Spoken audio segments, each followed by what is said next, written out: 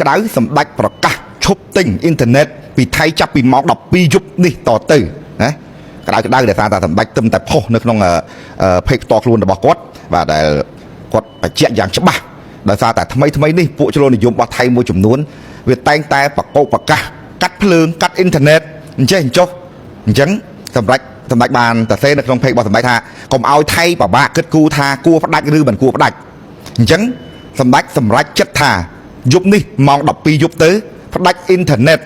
ដែលទិញពីថៃគឺលែងទិញអ៊ីនធឺណិតពីថៃចាប់ពីម៉ោង12យប់នេះតទៅ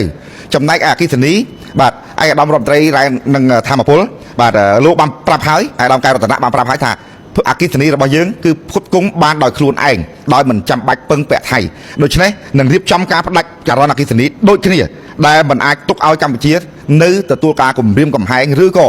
ពាក្យលេបខែពីក្រមជ្រុលនិយមមួយចំនួនតូចរបស់ថៃបានឡើយការសម្រេចចិត្តនេះពិតជាអស្ចារ្យហើយមោទនភាពសម្រាប់ប្រជាពលរដ្ឋខ្មែរមែនទែនហើយបងប្អូនណាខ្លះគ្រប់គ្រងជួយខមមិនគ្រប់គ្រងបានច្រើនមែនទែនបាទចូលទៅមើលនៅក្នុង account របស់សម្ដេចផ្ទាល់មិនមែនជា page ទេ account ផ្ទាល់របស់ខ្លួនរបស់គាត់ដែលដាក់ថាហ៊ុនម៉ាណែតចូលទៅឃើញសម្ដេចបានផុសយ៉ាងច្បាស់